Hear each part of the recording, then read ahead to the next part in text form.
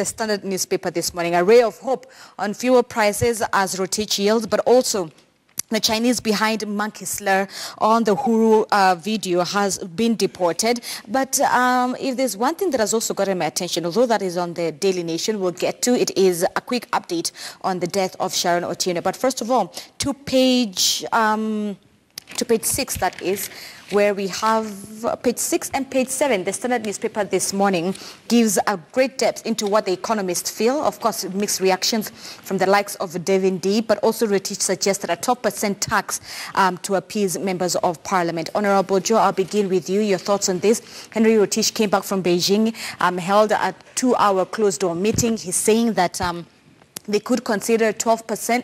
Nevertheless, that means a few of the free services, such as healthcare as well as primary, could go out the window. Honestly, from where I sit, I would not even take 1% increase, because that will make the matter even more worse. Already, Kenyans are feeling the pinch without the 16%. What we need to understand is that the fuel is already taxed. You remember some years back, there was this road license fee, which owners of the vehicles were paying, and that money went to fuel levy. So already the fuel is highly taxed. So we do not need to tax fuel anymore, because if we do that, then we are going to hurt not only Mwanaiji, but the economy, because even the business people will not be able to run the businesses. Right. So this is where the buck stops, and we need to understand, what are we doing? Where are we, putting all these costs?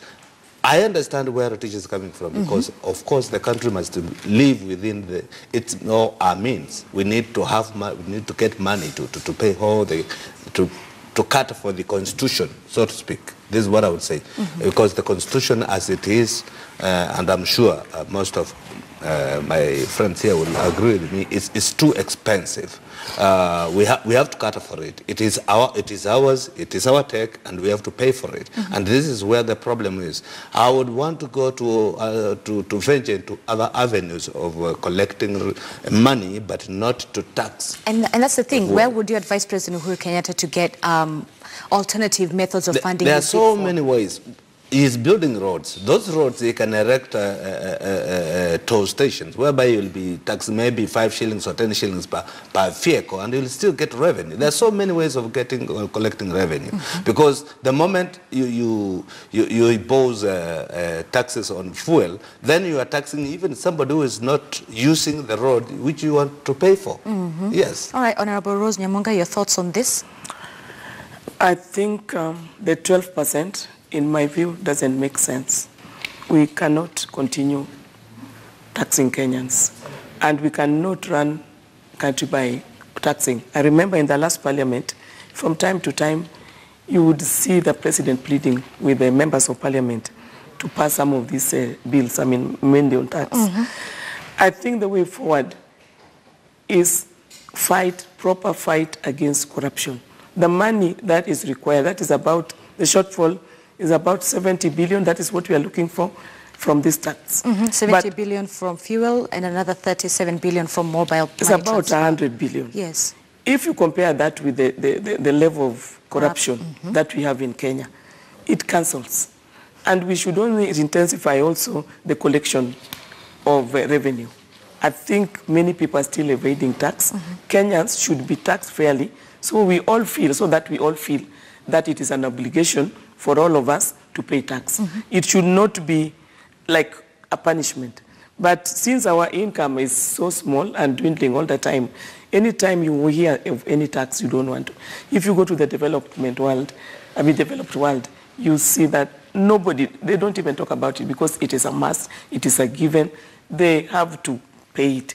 But it has not been made, in Kenya it has not been made for many people to understand the meaning of tax, why it is important, why we should understand and we should give it willingly. I think the issue of corruption is really a big problem.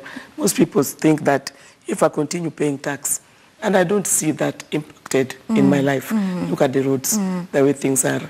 The roads are not good. Right. The rains came and went. We were promised that they will start fixing the roads. We are not seeing that. Then the next time you want to tell us more tax.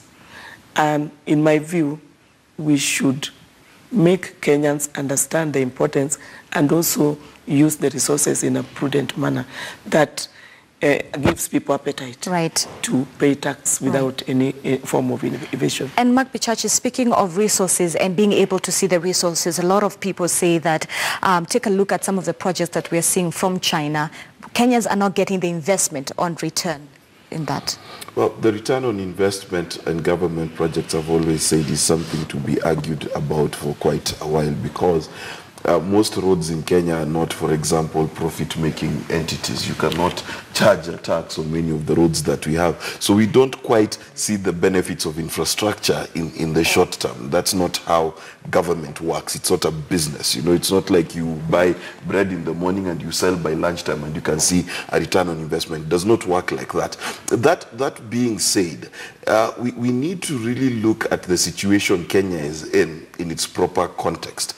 Number one, because we are always over budget in how we budget, it means we will always have to borrow and we will always have to increase tax. So there's no way we are running away from it. But it's because of that borrowing appetite that where we are. No, actually, no. If you look at the budget of Kenya for the last 30 years, there is not a single time we've ever budgeted based on the revenues we've received. We are always running on a deficit. That's how Kenya operates, okay? Now, because of that deficit, and because we're not trying to seal the loopholes, because the loopholes exist and there are many.